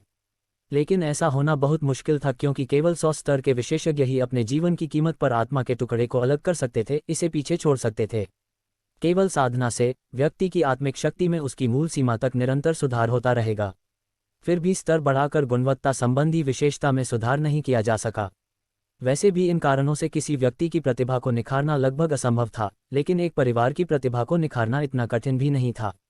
यही कारण है कि मानवता अन्य जातियों की तरह इतिहास में वर्तमान बिंदु तक पहुंचने में कामयाब रही, जहां किसी के 100 के स्तर पर पहुंचने की भी संभावना थी। जहां तक आध्यात्मिक जानवरों और कल्पित बौनों की बात है, भले ही वे मनुष्यों की तुलना में आध्यात्मिक ऊर्जा के साथ अधिक अनुकूल हैं, उन्होंने भी समय के अंतहीन अंतराल के माध्यम से अपनी प्रतिभा वंशावली विकसित की है। लेकिन वह एकमात्र कारक नहीं था जिसने मानवता को अस्तित्व में बने रहने की अनुमति दी। नहीं, इस विषय से संबंधित अन्य सीमाएं भी थीं। आखिरकार एबी अपने दिमाग को व्यवस्थित करने की कोशिश करते हुए लगभग पूरे 1 मिनट तक चुप रही। उसने मिनोस से जो सुना था उसका वास्तव में कुछ मतलब था। आखिरकार कोई भी साधक जिसने कई बार मंच तोड़ा है, वह जानता होगा कि आध्यात्मिक शुद्धि के साथ लाया गया परिवर्तन कितना शानदार था। यह न केवल मात्रात्मक वृद्धि थी बल्कि गुणात्मक सुधार भी था। आध्यात्मिक सफाई से पहले और बाद में किसी व्यक्ति की तुलना करना एक अपारदर्शी ग्लास की तुलना पुरातन तरीके से उत्पन्न अशुद्धियों के साथ करने जैसा था, सामग्री की क्षमता का पूरा लाभ उठाते हुए सर्वोत्तम संभव तरीके से बनाए गए पारदर्शी क्रिस्टलीय ग्लास के साथ। इस वजह से भले ही उसके पास इस बात का कोई सबूत नहीं था कि मिनोस क्या सच कह रहा था, इन सब पर विचार करते हुए एबी ने सोचा कि यह वास्तव में उचित था। फिर उसने अपने विचार एक तरफ रख दिए और पूछा, तो आप इस जगह के परिवारों की प्रतिभा में सुधार करना चाहते हैं? हम कमोबेश, लेकिन रोजमर्रा के काम के लिए इन लोगों को बहुत प्रतिभाशाली होने की जरूरत नहीं है, इसलिए इस जगह पर निवेश करना मेरे लिए बर्बादी नहीं है। और ये परिवार अपनी औसत प्रतिभा में तेजी से सुधार कर सकते हैं, इसलिए मैं बाहर के लोगों पर निर्भर हुए बिना भी भविष्य में अच्छी फसल प्राप्त कर सकता हूँ। खत्म होते होते वह फिर उठा और उस अपार्टमेंट की रसोई में चला गया। जब एबी उस स्थान पर बैठी, उससे सुनी गई हर बात के बारे में सोच रही थी। मिनोस ने कपों को रसोई काउंटर पर लाकर जल्दी से आइस्ती बनाए। इस चाय को आजमाएं, जब आप इसका स्वाद चखेंगे तो आपको बहुत अच्छा महसूस होगा। उसने अपनी उंगली से लाल तरल से भरे नीले कप की ओर इशारा करते हुए कहा।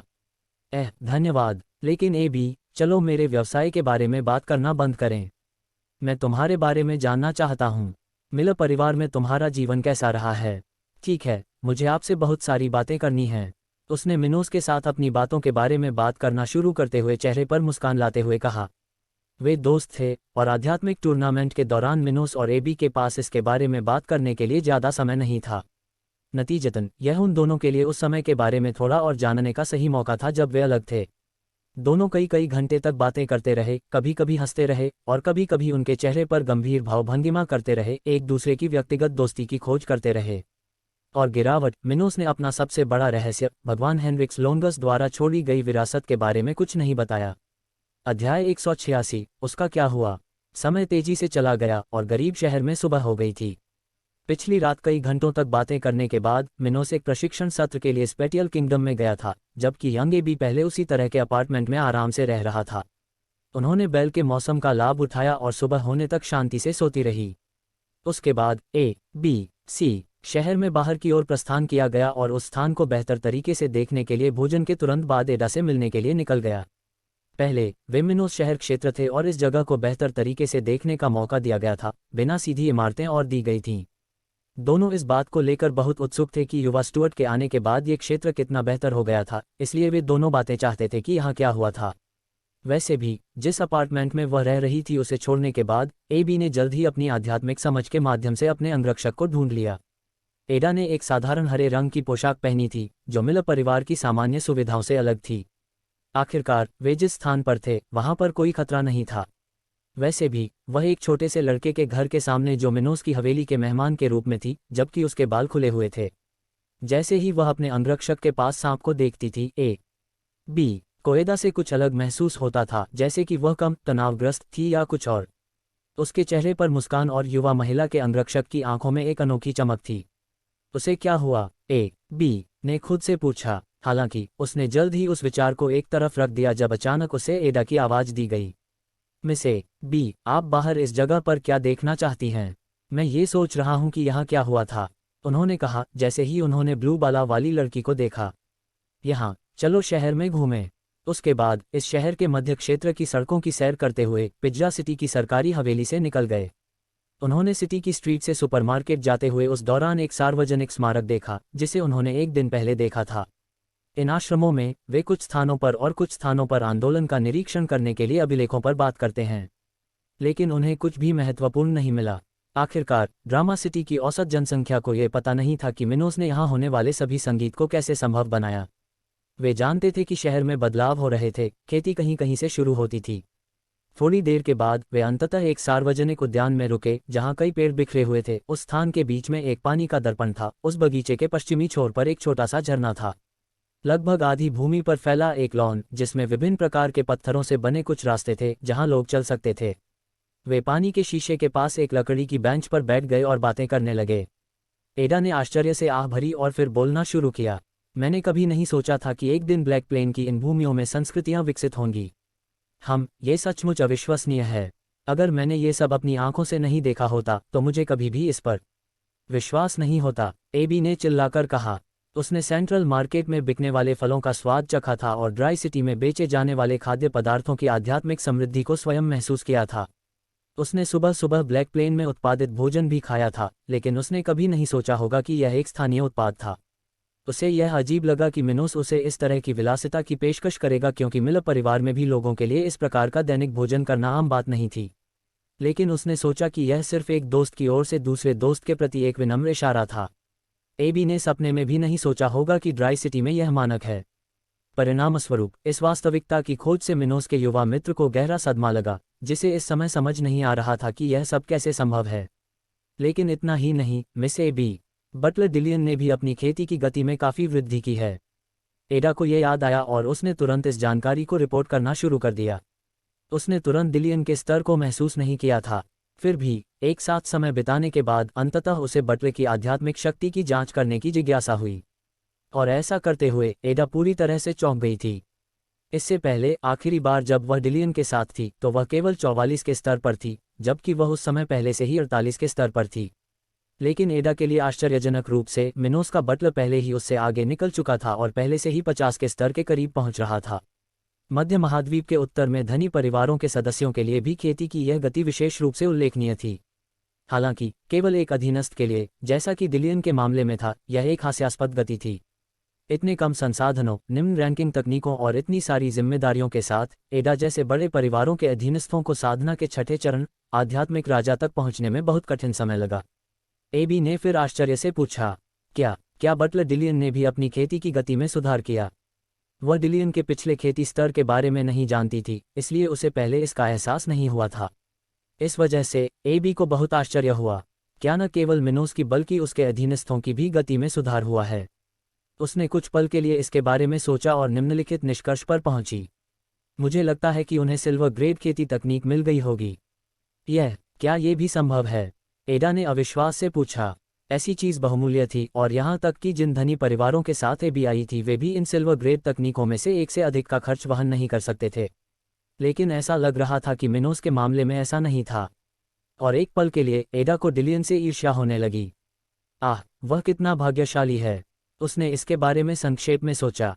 एबी ने फिर गंभीरता से बोलना शुरू किया। एडा, तुम इस जगह या मिनोस से जुड़ी किसी भी चीज़ के बारे में किसी से बात नहीं कर सकती, ठीक है? ऐसा क्यों है, मिस एबी? मिलर परिवार निस्संदेह युवा मिनोस के साथ व्यापार करके खुश होगा। लेकिन मिनोस नहीं चाहता कि ऐसा हो, कम से कम अभी तो नहीं। उसने उस दिशा में देखते हुए कहा जहाँ कुछ बच्चे इस बगीचे में खेल रहे थे और दौड़ रहे थे। हम कुछ समय के लिए यहाँ रहने वाले हैं, इसलिए बेहतर होगा कि हम अपने परिवार को ये संदेश भेज दें कि मैं अगले कुछ महीनों के लिए प्रशिक्षण में रहूंगा। लेकिन इस जगह के बारे में या मिनोस के बारे में कुछ भी उल्लेख न करें, क्या आप समझना? एडा ने फिर सहमति में सिर हिलाया और कहा, ठीक है मिस एबी, मैं एक संदेश भेजूंगा कि जब हम अगले कुछ महीनों के लिए किंगडम ऑफ द वेव्स की यात्रा करेंगे तो आप प्रशिक्षण लेंगे। ये काम करेगा। वह संतुष्ट होकर सहमत हो गई। एबी ने शुरू में ड्राई सिटी में लंबे समय तक रहने की योजना नहीं बनाई थी, शायद केवल कुछ सप्ताह। लेकिन इस जगह में जो सुधार हुए हैं और मिनोस की उपलब्धियों में शामिल रहस्य को देखने के बाद वह अब लंबे समय तक रहने में बहुत रुचि रखती थी। लेकिन इतना ही नहीं, वर्तमान ड्राई सिटी में कई सेवाएं थीं जो इस स्थान पर उसके रहने को थोड़ा बेहतर बना सकती थी, जबकि वह अपने पुराने दोस्त के बारे में और अधिक जानकारी प्राप्त कर सकती थी।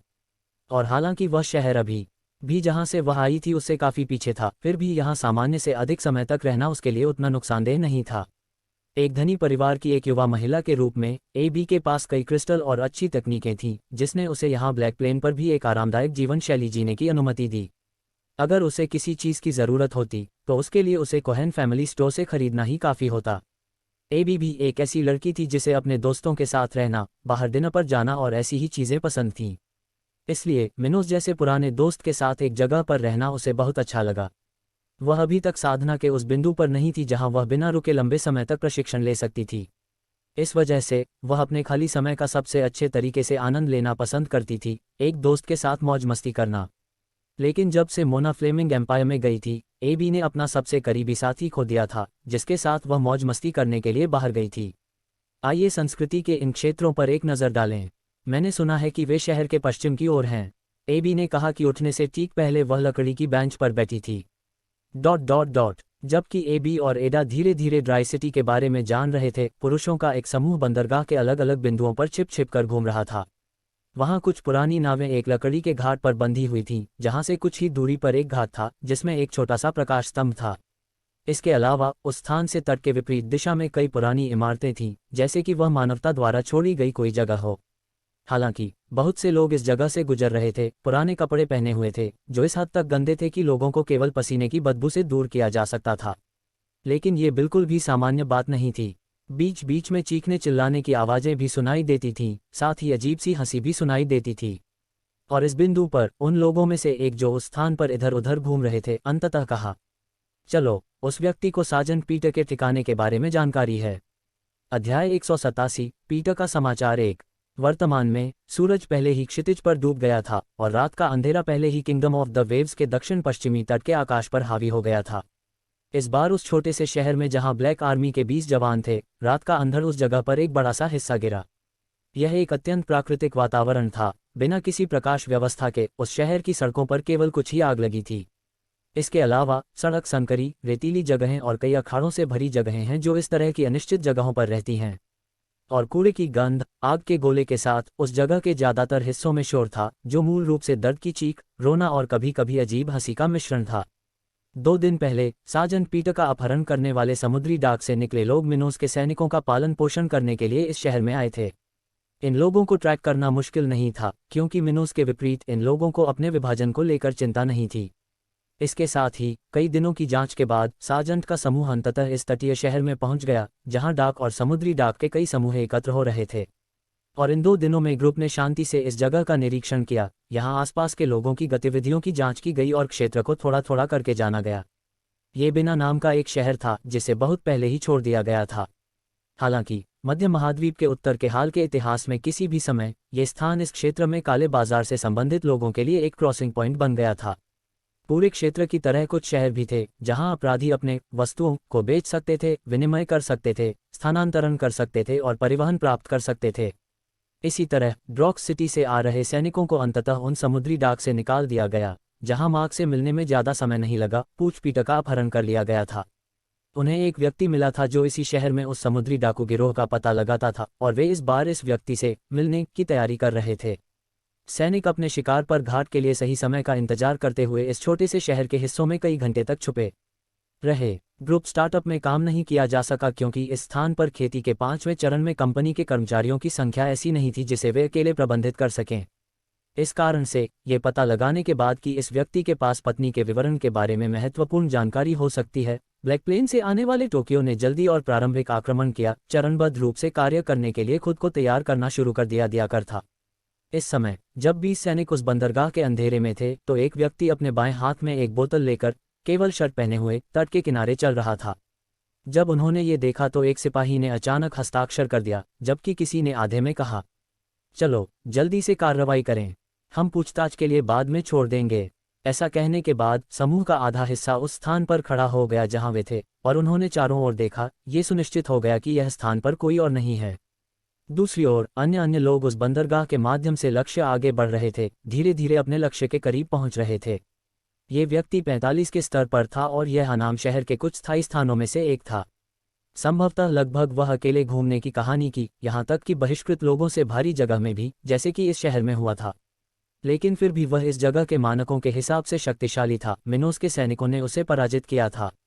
उन लोगों के विपरीत लोगों के पास ज़्यादातर ब्लू ग्रेड टेक्नोलॉजीज थीं, जैसे कि किड्स और छोटे समुद्री डाकुओं के मामले में युवा स्टुअर्ट के अनुयायियों के पास ब्लैक ग्रेड टेक्नोलॉजीज तक पहुंच थी। ऐसी चीज़ केवल मध्य महाद्वीप के इस हिस्से में महान कुलीन परिवारों के सदस्यों में ही देखी गई थी। बेहतर तकनीक के साथ अधिकांश सैनिकों का समूह भी अधिक संख्या में था, इसलिए उनके पास अच्छी संभावना थी। खैर, समूह धीरे धीरे लक्ष्य को घेरने में सफल रहा। अचानक वह आदमी उस तट के बीच में रुक गया। उसे लगा कि उस घाट पर हमला होने वाला है। ओह, आप कौन हैं? उसने अचानक उस स्थान के अंधेरे में एक छायाचित्र को देखा, जबकि उसके चेहरे पर रुचि का भाव था। 45 के स्तर के व्यक्ति के रूप में इस शहर में ऐसे बहुत से लोग नहीं थे जो उसे चुनौती दे सकें। और जब उसे पता चलता है कि 10 लोगों का एक समूह, जो केवल 42 के स्तर पर थे, उसके चारों ओर इकट्ठा होने से इस व्यक्ति को इन व्यक्तियों की उत्पत्ति के बारे में बहुत उत्सुकता हुई। हालांकि इस व्यक्ति ने अपने विरोधियों को कम आंकने और अनावश्यक प्रश्न पूछने में गलती की। इससे पहले कि वह आगे के प्रश्न पूछ पाता, जिन 10 सैनिकों ने उसे घेर लिया था, उन्होंने अपने प्रतिद्वंद्वी पर अत्याचार करने के लिए अपनी सारी आध्यात्मिक साधना का उपयोग किया।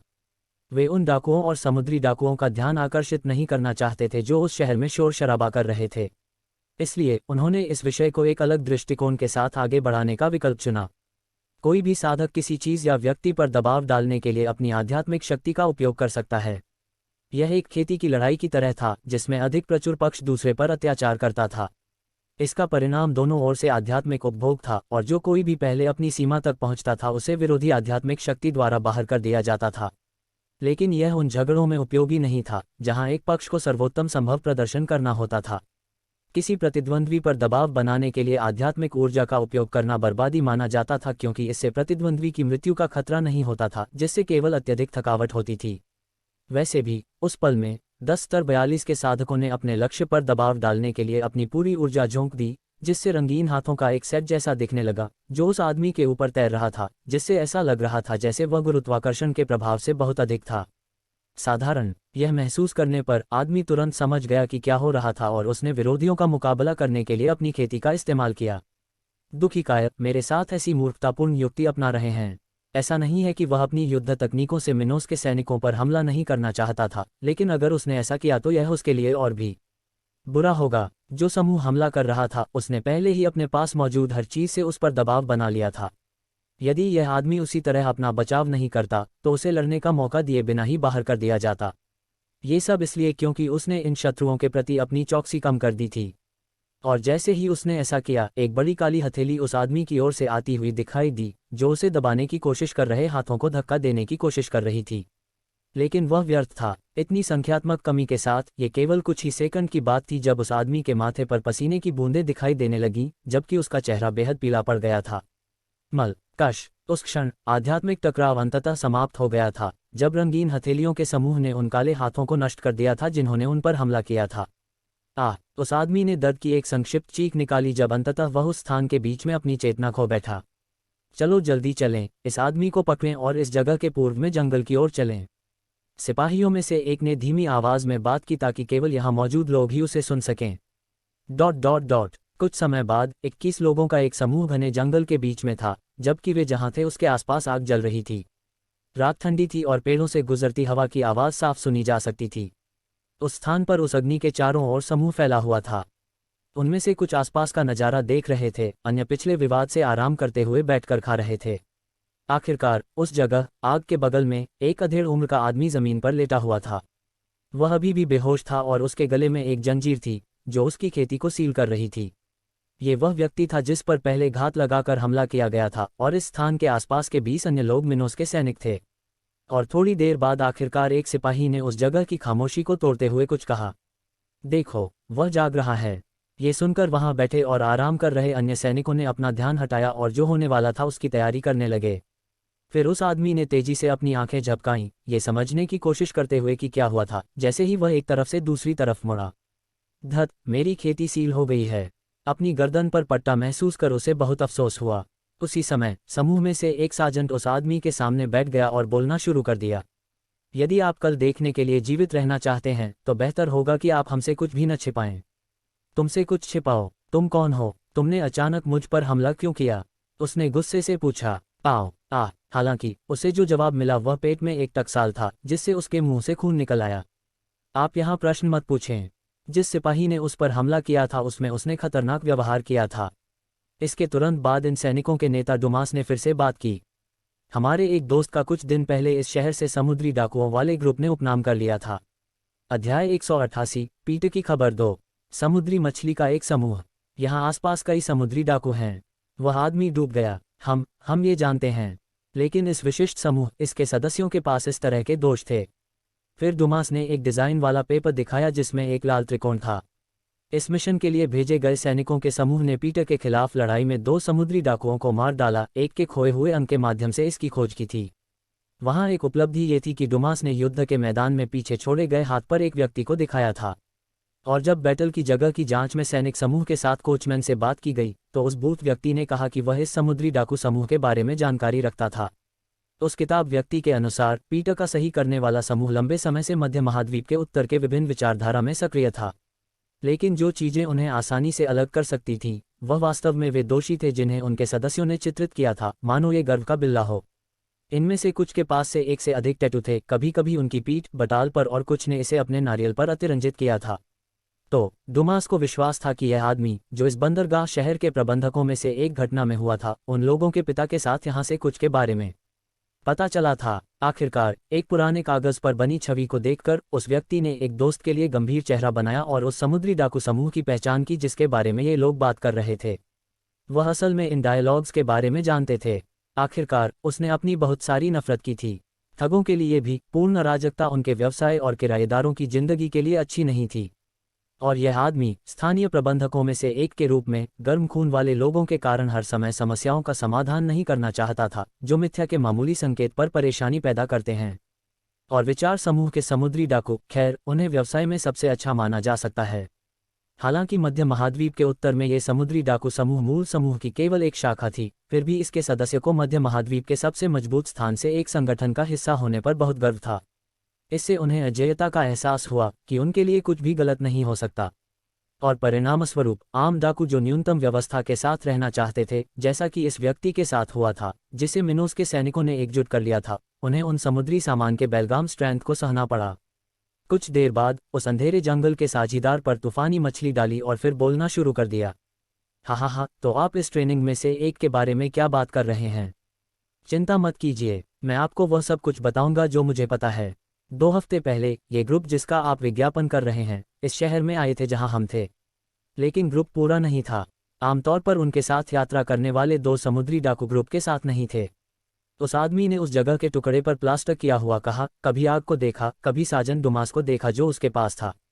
उन्होंने यहाँ क्या किया? दूसरे सिपाही ने संदेह से पूछा। खांसी। वे बंदियों को इकट्ठा कर रहे थे और उन्हें अपने जहाज पर ले जा रहे थे जो इस शहर में खड़ा था।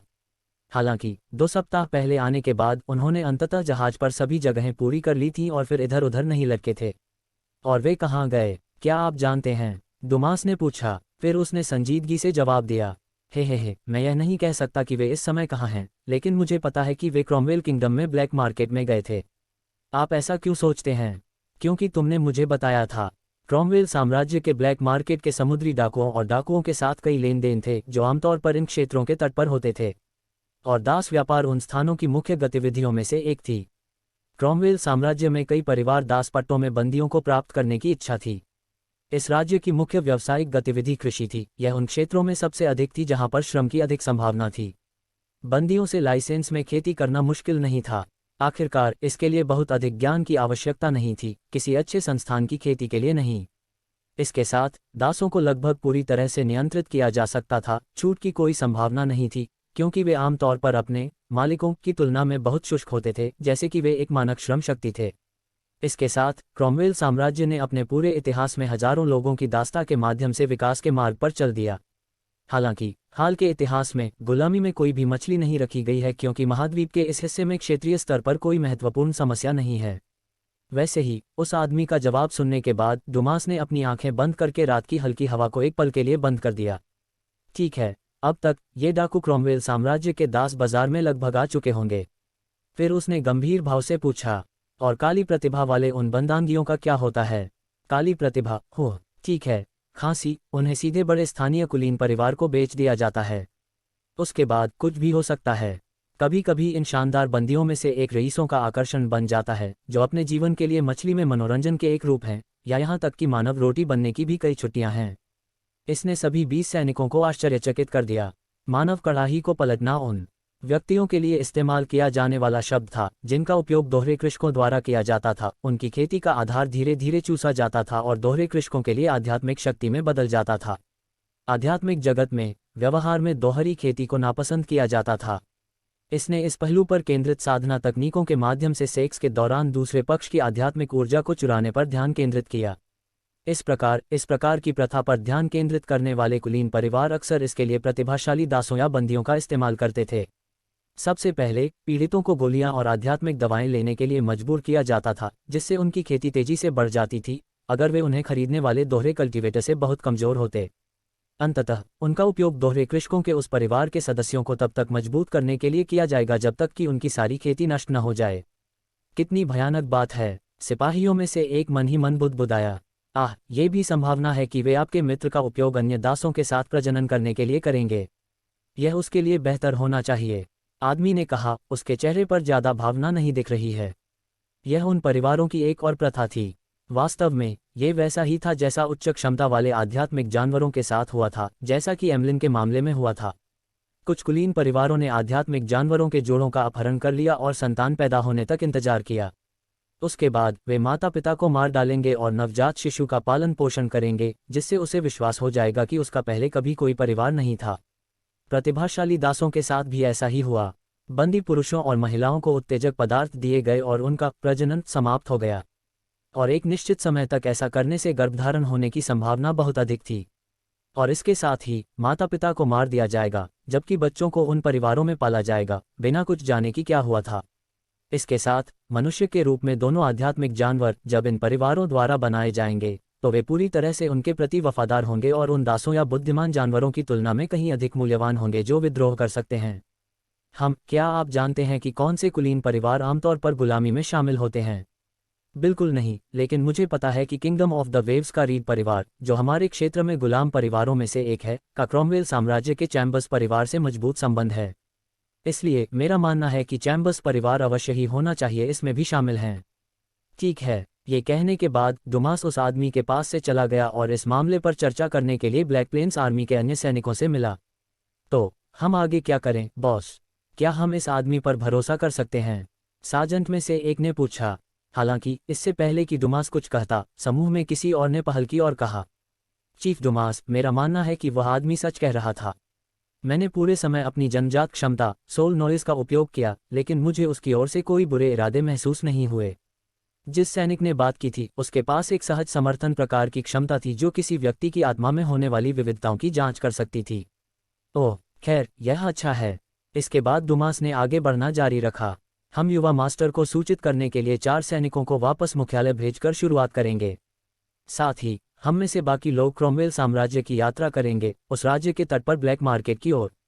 डुमास जल्द से जल्द उस स्थान पर पीटर के ठिकाने पर नजर रखना शुरू करना चाहता था, क्योंकि वह उस युवक को बचाने से पहले कड़ाही में तब्दील होने का बहुत अधिक जोखिम नहीं उठाना चाहता था। जहां तक इस आदमी का सवाल है जिसका उल्लेख किया है, हम उसे मारेंगे और जिन शहरों से गुजरेंगे उनमें से किसी एक में छोड़ देंगे ताकि वह हमें ट्रैक न कर सके। उसने उस आदमी की तरफ तिरछी नज़र से देखते हुए बात निकाली।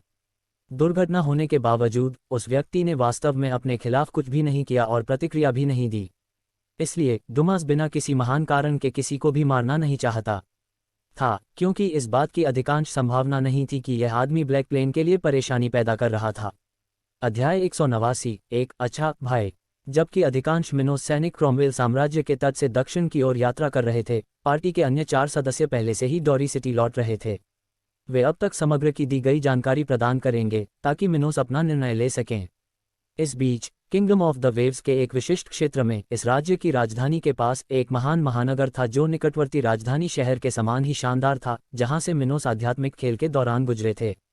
इस क्षेत्र में शहर के सबसे कुलीन हिस्से में एक विशाल भूमि थी जो कई विशाल पेड़ों से घिरी हुई थी, जिसमें से कुछ की चोटी 50 मीटर तक थी और जो वहां होने वाली हर चीज को शहर के बाकी हिस्सों से छिपाया जा सकता था। यह एक ऐसी जगह थी जहां बहुत सारे लोग थे, अलग अलग शैली के लोगों की इमारत थी और एक लॉन था जिस पर एक महत्वपूर्ण प्रतीक बनाया गया था जो हिरन की तरह दिखता था। वैसे भी इस संपत्ति पर एक स्थान पर एक अर्धनग्न महिला एक बड़े पैमाने पर पूल के किनारे अपनी पीठ उल्टी करके लेटी हुई थी। उसी समय उनके सुडौल नितंब को दुनिया के सामने ऐसे उजागर किया गया जैसे कि यह कला एक असंगत काम हो। कपड़े के बाकी टुकड़े जो उसके शरीर को छूते थे वह उसकी लाल पैंटी थी, छोटी सी, केवल उसकी छोटी बहन की रक्षा के लिए। बाकी सब कुछ वहां मौजूद किसी भी व्यक्ति को दिखाई नहीं दे रहा था।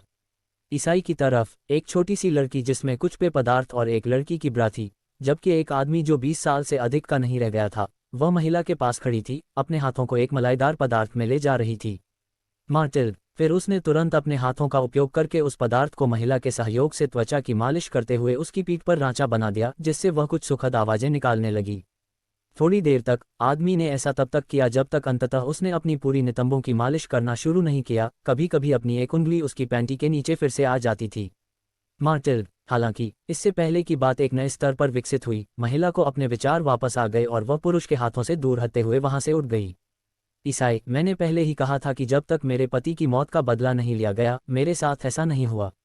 उन्होंने अपने चेहरे पर दृढ़ भाव दिखाते हुए कहा।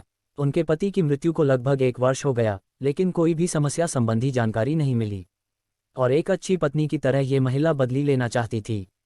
आखिरकार वह उससे प्यार करता था। फिर उस आदमी ने वह लालसा खो दी जो कुछ देर पहले उसके चेहरे पर थी और उसने अपने सामने इस खूबसूरत महिला को देखा। मिस्टी, क्या तुम्हें लगता है कि मैं अपने भाई की मौत का बदला नहीं लेना चाहता? पिता पहले से ही यह पता लगाने के लिए हर संभव कोशिश कर रहे हैं कि क्या हुआ। फिर भी पहाड़ के बीच में छोटे ट्रिस्ट्राम की हत्या कर दी गई। यह आसान नहीं है, नहीं तेज इस विशेषता के साथ किसी अपराध को हल करने के लिए। ये ट्रिस्ट्राम का बड़ा भाई Christian read, level 45, black talent, 23 वर्षीय था। एक अच्छे बड़े भाई के रूप में क्रिश्चियन ने उसी क्षण अपने दिवंगत भाई की पत्नी की देखभाल करने का फैसला किया था जब उसे पता चला कि क्या हुआ था। वास्तव में उसने पहले ही इस पर थोड़ा दबाव डाला था, लेकिन भाग्य ने उसे आश्चर्यचकित कर दिया। एक युवा, सुंदर और जरूरतमंद महिला, एक विधवा जिसे एक दोस्ताना कंधे की जरूरत थी, को पीछे छोड़ दिया। लेकिन मिस्टी क्रिश्चियन की बातों को कभी भी अस्वीकार नहीं करने के बावजूद, जब तक कि वह हत्या न कर दे, ऐसा लगता था कि उसके मन में ट्रिस्ट्राम के लिए भावनाएं थीं और वह बदला लेना चाहता था। लेकिन दुर्भाग्य से क्रिश्चियन के लिए कोहरे की चोटी पर जो कुछ हुआ था उसके पीछे के रहस्यों को उजागर करना चुनौतीपूर्ण था। आखिरकार उस समय उस स्थान पर केवल 18 लोग थे, जिनमें मिनोस, रूथ, ओसवाल्ड और 2 मारे गए व्यक्ति शामिल थे। हालांकि गवाह कम नहीं थे, फिर भी उन सभी तक पहुंचना कठिन था। मिनोस और रूथ हत्यारे थे, इसलिए वे स्पष्ट रूप से इस बात को फैलाने वाले नहीं थे। ग्रे क्लाउड संप्रदाय के गुरु ओसवाल्ड ने मध्य महाद्वीप के उत्तर में जो कुछ भी हुआ उसकी परवाह नहीं की। और जहां तक बाकियों की बात है, वे सभी इस क्षेत्र के विभिन्न हिस्सों के कुलीन परिवारों के सदस्य थे। और अगर उनमें से कोई बात करना भी चाहे तब भी उन्हें ट्रैक करना कठिन होगा, क्योंकि वास्तव में पीछे ज्यादा सबूत नहीं बचे थे। इस सब के कारण भले ही रीड परिवार ने अपने सबसे प्रतिभाशाली सदस्यों में से एक की मौत का बदला लेने के लिए संघर्ष किया, लेकिन उन्हें बहुत कुछ पता नहीं चला। उन्हें बस इतना पता चला कि उस समय जिस घटना के परिणामस्वरूप युवा ट्रिस्ट्राम की मृत्यु हुई वह योद्धा श्रेणी की चिकित्सा के लिए एक प्रतियोगिता थी। लेकिन भले ही वे रेनबो फ्रूट बेचने वाले उस बूढ़े व्यक्ति तक पहुंच गए, लेकिन किसी ने भी कोई नाम नहीं छोड़ा था। और केवल संदिग्धों की उपस्थिति के साथ रीड परिवार के लिए जिम्मेदार लोगों को ढूंढना पर्याप्त नहीं था। नरक, भले ही उन्होंने इसमें शामिल सभी लोगों को मारने का फैसला किया हो, फिर भी उन्हें 2 अरब से अधिक लोगों में से 16 लोगों की तलाश करनी होगी। वैसे भी क्रिश्चियन का औचित्य सुनने के बाद मिस्टी उसकी ओर मुड़ी और फिर अपने दाहिने हाथ का उपयोग करते हुए अपने बाएं निपल को महसूस करने के लिए अपने पूरे होंठों को काटा, अपने शेष हाथ का उपयोग करके अपनी छोटी बहन को रगड़ा जो लड़की की छोटी पैंटी से ढकी हुई थी। मिस्टी का शैतानी रूप देखकर क्रिश्चियन एक पल के लिए चकाचौंध हो गया और इस खूबसूरत छवि का आनंद ले रहा था। उसके मन में इच्छा गहरी हो रही थी और वह अपने मृत भाई की स्त्री को छूने में सक्षम होने के लिए उत्सुक था। यह उसके लिए कोई नई बात नहीं थी। नहीं, मिस्टी और ट्रिस्ट्राम की शादी से पहले भी क्रिश्चियन को हमेशा इस महिला को लेने और उसे बेतहाशा चोदने की इच्छा थी। इसलिए वह उसके साथ अपनी हर इच्छा पूरी करने के लिए इंतजार नहीं कर सका। हालांकि जब क्रिश्चियन ने आकर्षक मिस्टी से संपर्क करना शुरू किया तो उसने युवक की इच्छा पर ठंडे पानी की एक बाल्टी फेंक दी। तुम मुझे चोदना चाहते हो, है ना? लेकिन ऐसा तब तक नहीं होगा जब तक ट्रिस्टारम की मौत का बदला नहीं लिया जाता। फिर उसने अपना दाहिना हाथ अपनी छोटी बहन से हटा लिया और उसे क्रिश्चियन की नाक के सामने कर दिया और उसके ठीक बाद चली गई। जब मेरी यह इच्छा पूरी हो जाएगी तो मैं वही करूंगा जो तुम चाहोगी। उसी समय क्रिश्चियन मिस्टी की उंगलियों से महसूस की गई सुगंध से मदहोश हो गया था और अपने अस्तित्व के भीतर एक ज्वलंत चमक महसूस कर रहा था। धिक्कार है, मुझे इस समस्या का समाधान करना होगा। जब वह उस स्थान से दूर चला गया तो उसने मिस्टी के निर्दोष शरीर को घूरते हुए इसके बारे में सोचा। जबकि क्रिश्चियन की महत्वाकांक्षा उसे और अधिक प्रेरित कर रही थी, एबी के ड्राई सिटी में आने के कुछ दिन बीत चुके थे। इस बिंदु पर जल शहर से आप्रवासन पहले ही शुरू हो चुका था और जल्द ही उस स्थान से आने वाले 1000 लोगों का पहला जत्था आखिरकार पूरा हो जाएगा। यह मिनोस के क्षेत्र के लिए एक आवश्यक तथ्य था क्योंकि इस अवधि से पहले पिछले 6 महीनों में ड्राई सिटी में स्थानांतरित होने वाले लोगों की संख्या न्यूनतम थी और इससे क्षेत्र में श्रमिकों की कमी पैदा हो गई थी। कई लोग 2, 3 और यहाँ तक कि 4 नौकरियां भी कर रहे थे। बेशक कुछ लोगों के लिए इतने सारे व्यवसाय होना बुरा नहीं था, लेकिन ये पूरे शहर के लिए आदर्श नहीं था। इस वजह से नए निवासियों के बड़े पैमाने पर आगमन से कम अल्पावधि में स्थानीय विकास के कारण होने वाले तनाव को बढ़ावा मिलेगा। और इस बीच मिनोस के मेहमानों एबी और एडा को यहाँ बहुत अच्छी तरह से ठहराया गया था। वे पहले से ही पूरे शहर और यहाँ दी जाने वाली सेवाओं को जानते थे, साथ ही स्थानीय लय के अभ्यस्त भी थे। उनके लिए यहाँ रहना इतना बुरा नहीं था। आखिरकार मिनोस हवेली में आगंतुकों के लिए पहले से ही एक खेती कक्ष मौजूद था जो कि 5वें चरण के खेती कक्ष के बराबर था, जो मध्य महाद्वीप के उत्तर में फैले कल्टीवेशन टावर्स में मौजूद था। वैसे भी एबी और मिनोस के खाली समय में दोनों हमेशा एक साथ खाना खाते थे या बात करने के लिए बाहर जाते थे। वे वास्तव में बहुत अच्छे थे और बहुत अच्छे दोस्त थे, लेकिन युवा स्टुअर्ट ने इस समय अपने रिश्ते को विकसित करने की योजना में उसके साथ कोई प्रगति नहीं की है। दोनों के बीच प्यार या जुनून की कोई भावना नहीं थी, लेकिन मिनोस को लगा कि एबी के साथ उसकी रंगीन दोस्ती हो सकती है और ये उसके लिए सचमुच दिलचस्प होगा। आखिरकार एबी आकर्षक थी और वह ऐसी व्यक्ति थी जिसका उसे साथ मिलता था और यहाँ तक कि उसे महसूस होता था कि वह उस पर भरोसा कर सकता है। हालांकि मिल्स परिवार की युवा लड़की उसकी पहले की अपेक्षा से कहीं अधिक जटिल लग रही थी और जहां तक एडा की बात है तो वह बटलर डिलियन के साथ बहुत अच्छी तरह घुल मिल रही थी, जैसा कि उन दो युवाओं की आध्यात्मिक अकादमी के समय हुआ था। वैसे भी एबी और एडा के ड्राई सिटी में आने के बाद से कुछ भी बहुत प्रासंगिक नहीं हुआ था। किसी बढ़ते हुए क्षेत्र के प्रबंधन के बारे में ये सामान्य बात है। ड्राई सिटी दीवार के पश्चिम की ओर ब्लैक प्लेन के आम मैदान के अपरिवर्तित हिस्से में जीर्ण शीर्ण इलाके में एक रथ दौड़ रहा था। जिन 4 सार्जेंटों को ड्राई सिटी लौटने और युवा पीटर के मामले के बारे में जो कुछ भी उन्होंने सीखा था उसे रिपोर्ट करने का आदेश दिया गया था, वे अंततः मिनोस नियंत्रित क्षेत्र में वापस आ रहे थे। वे किंगडम ऑफ द वेव्स के दक्षिण पश्चिमी तट से ड्राई सिटी तक चले गए थे, केवल आराम करने के लिए रुके थे और अंततः इस अत्यावश्यक वापसी को शुरू करने के कुछ दिनों बाद समूह सूखी शहर की दीवार के द्वार में प्रवेश करने वाला था। अध्याय 190 बचाव मिशन। इस समय शुष्क शहर में दिन में धूप थी, लगभग 30 डिग्री सेल्सियस 86 डिग्री फ़ारेनहाइट हवाएं अति जाती घूमती थीं। शहर की सड़कों से उगने वाले लोगों की गर्मी की भावना कम हो गई थी और अच्छा ही यह सामान्य से अधिक गर्म था। मिनोस शहर में हलचल काफ़ी जुड़ी हुई थी, जैसे तब से था जब इस जगह पर युवा स्टुअर्ट से निवेश की शुरुआत हुई थी। शहर में बहुत से लोगों के पास कम से कम 2 नौकरियां थीं, इसलिए जनसंख्या का एक बड़ा हिस्सा घर पर बहुत कम समय बिताता था और उसके पास के लिए कुछ भी नहीं था। इस कारण से लगभग 130,000 स्थानीय निवासियों ने दिन का सबसे अधिक समय तक शहर के आसपास के क्षेत्र में निवास किया, जहां इस तरह के छोटे स्थानों के लिए एक असामान्य जीवंतता पैदा हुई। और जब इस शहर की सामान्य आबादी अपने दैनिक व्यवसाय में लगी हुई थी, मिनोस शहर के केंद्र में हवेली में अपने कार्यालय में था। वह एक बड़े महल के पीछे कुर्सी पर बैठा था और उसने अपने सामने 3 लोगों को देखा। इस स्थान पर बटलर डिलियन के अलावा मिनोस के महीने के विपरीत दिशा में एक पुरुष और एक महिला बैठे थे, दोनों मध्यम आयु वर्ग के थे। वह आदमी सामान्य रूप से लग रहा था और उसकी पोशाक भद्दी थी, जो निश्चित रूप से उसे ड्रग सिटी की भीड़ के साथ थकने मिलने की स्थिति में ले गई थी।